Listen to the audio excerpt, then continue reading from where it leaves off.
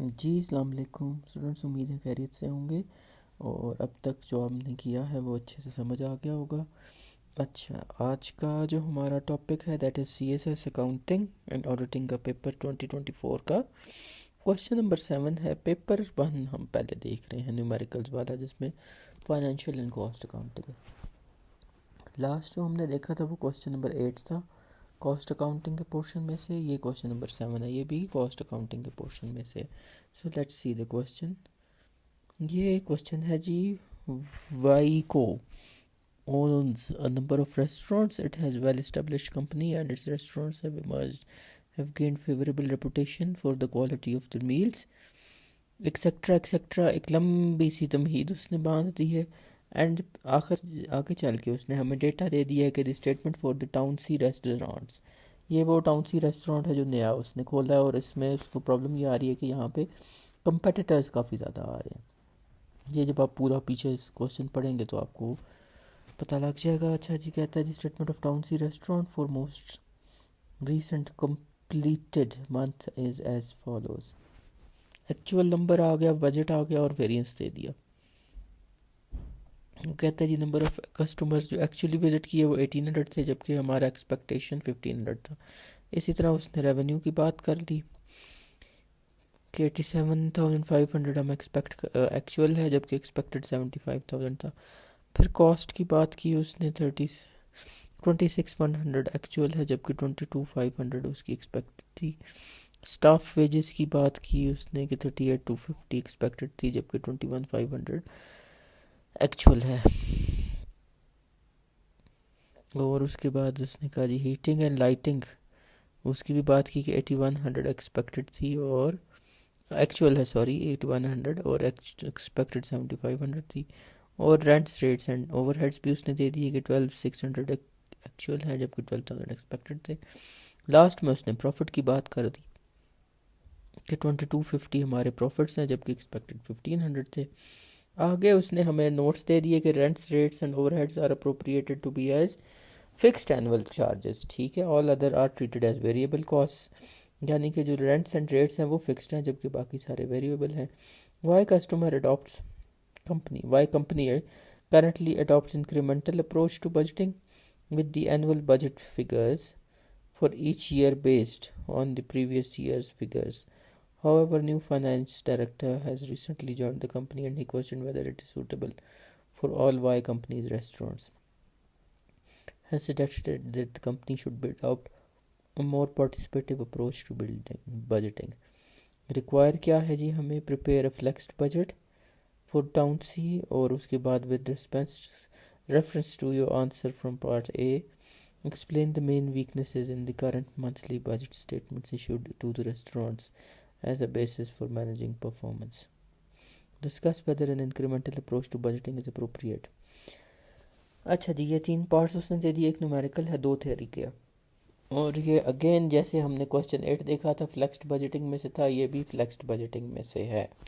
So let's see इसको कैसे करना था। ये रिलेटिवली इजी था क्वेश्चन जी। एक्चुअल हमारे पास है और बजटेड डाटा भी उसने हमें दिया हुआ है। अब हम रेट पर कस्टमर निकाल लेंगे, ये हम बजटेड के हिसाब से निकालेंगे। जैसे कि हमने 7500 को 1500 पे डिवाइड किया तो 50 आ गया, 2250 को 1500 पे डिवाइड किया तो 15 आ गया। इसी तरीके से बाकी भी कर लिया। अच्छा, फिक्स्ड नहीं करेंगे क्योंकि ये फिक्स्ड कॉस्ट है, ये तो सब पे एलोकेट होनी है, इसको हम रेट पर कस्टमर नहीं निकाल सकते, वो वेरिएबल का ही निकलता है। सो इस तरीके से हमने बजटेड का डाटा लेके पर रेट पर कस्टमर हमने निकाल लिया। अब हम स्टैंडर्ड कॉस्टिंग के लिए सिंपल फार्मूला है कि इस 50 को या इस जो रेट पर कस्टमर है इसको हमने एक्चुअल वैल्यू जो सी है ये actual cost actual number of customer से मल्टीप्लाई कर देना है रेट पर कस्टमर को एक्चुअल नंबर ऑफ कस्टमर से, यानी कि 50 को हमने मल्टीप्लाई कर दिया, इस 50 को हम मल्टीप्लाई कर देंगे विद 1800 तो हमारे पास 90,000 आ जाएगा। फिर 15 को हम मल्टीप्लाई करेंगे विद 1800, उसके बाद 21 को हम करेंगे विद 1800, 5 को कर देंगे विद 1800। ये हमारे पास स्टैंडर्ड रेट का डाटा आ गया, यानी कि स्टैंडर्ड रेट पर 1800 कस्टमर्स हमारे पास आ गए। ये सारा डाटा आ गया। फिक्स्ड जो सा है वो हमारे पास 12,000 का 12,000 उसी तरीके से रहेगा। सो ये जब हम रेवेन्यू 90,000 में से ये सारी चीज़ें माइनस करेंगे तो it would give us a profit of 4200। ठीक हो गया। अब हम कहते हैं कि जनाब अब हम अगली चीज़ देख लेते हैं। हमने क्या देखनी है, अब हमने वेरिएंस देख लेना है कि क्या आया। वेरिएंस कैसे निकलेगा, जो कि स्टैंडर्ड रेट और एक्चुअल रेट का कंपैरिजन है। यानी कि वो कहता है कि फ्लेक्सिबल बजट के हिसाब से हमारा जो प्रॉफिट है वो रेवेन्यू होना चाहिए था 90,000 का, जबकि एक्चुअली वो है 87,300 का। इसी तरीके से जब वो नीचे देखता है तो वो कहता है 27,000 की हमारी फूड एंड ड्रिंक्स की कॉस्ट होनी चाहिए थी, जबकि कॉस्ट है 26,100। ये फेवरेबल है क्योंकि एक्चुअल एक्सपेक्टेड कॉस्ट से हमारी एक्चुअल कॉस्ट बहुत कम आई है, रिलेटिवली कम आई है, बहुत कम तो नहीं है।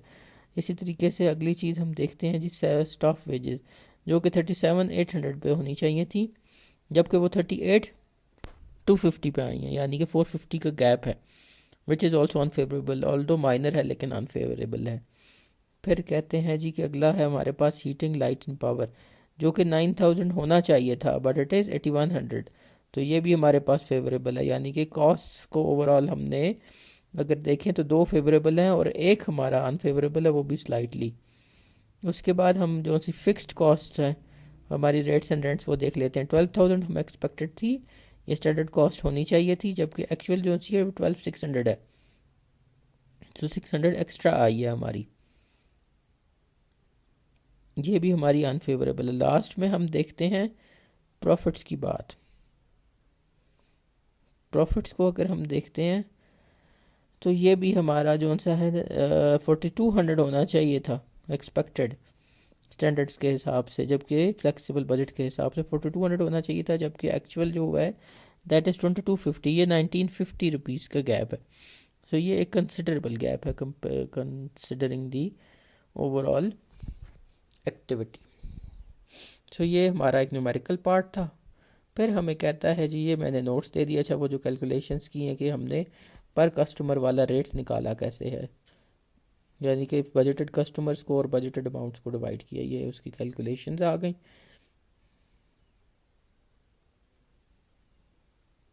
उसके बाद हम आगे बात कर लेते हैं, with reference to your answer from part 1 explain the main weaknesses in current monthly budgeted statement issued for the restaurant as a basis for management performance. अच्छा जी, ये कहता है कि जनाब कस्टमर बजट कॉस्टिंग बजट या कॉस्टिंग या budgeting account does not take into account the variation in number of customer served. यानी कि जहाँ पे वो एक्सपेक्ट कर रहा था कि 1,500 सर्व होंगे, उसने 1,800 सर्व किए हैं। यहाँ पे आप एम्प्लॉयज़ की एफिशिएंसी को देखने की ज़रूरत है, जो कि उसने निगलेक्ट किया है। Yes the cost might have increased but it does not consider the increase in number of customer served. यानी कि वो सिर्फ पिछले साल के या पिछले ईयर के डाटा के साथ वो कंपेयर कर रहा है। वो ये नहीं देख रहा कि पिछले महीने मेरी इतनी कॉस्ट थी, इस महीने इतनी कॉस्ट आई है। वो ये चीज़ देखने की कोशिश नहीं कर रहा कि पिछले महीने कितने कस्टमर सर्व हुए थे और इस महीने कितने कस्टमर सर्व हुए हैं हमारे, वो गैप वो देखने की कोशिश नहीं कर रहा। उसके बाद है जी, fixed costs are allocated equally without considering the number of customer served. यहीं पे जहाँ पे फिक्स्ड कॉस्ट की बात आ गई, फिक्स्ड कॉस्ट उसने कह दिया जी हमारी 12,000 ही होनी चाहिए थी, क्योंकि वो फिक्स्ड है, चाहे वो 1,500 कस्टमर्स हों या चाहे वो 1,800 कस्टमर्स हों। वो इस चीज़ को नहीं देख रहा कि जब 1,800 कस्टमर्स हैं तो उसकी ओवरऑल फिक्स्ड कॉस्ट कम हो जाएगी। फिर वो कहता है लास्ट में कि एक neglects performance efficiency where output does not matter. जो चीज़ मैटर करती है सिंपली वो ये है कि कॉस्ट रिड्यूस होनी चाहिए एज़ कम्पेयर टू, या कॉस्ट कंट्रोल होनी चाहिए as compare to previous years, चाहे जिस वजह से भी हो और जैसे भी की जाए। मतलब वो ये नहीं देखेंगे कि अगर कॉस्ट इंक्रीज़ हो रही है तो उसमें वो उनकी जो सर्विस है वो बेहतर हुई है या परफॉर्मेंस बेहतर हुई है या रिजल्ट्स कस्टमर सर्विस ज़्यादा हुई है उस वजह से हुई। वो सिर्फ ये देख रहे हैं कि नहीं पिछले साल कॉस्ट इतनी थी, इस साल कॉस्ट इतनी है, या पिछले मंथ कॉस्ट इतनी थी और इस मंथ कॉस्ट इतनी, कॉस्ट क्यों बढ़ गई। जो दूसरा एलिमेंट है रेवेन्यू वाला वो उसको निगलेक्ट कर रहे हैं इस मेथड के थ्रू। फिर जी तो स्टूडेंट्स इसका पार्ट 3 है जी, discuss whether an incremental approach to budgeting is appropriate for Y company.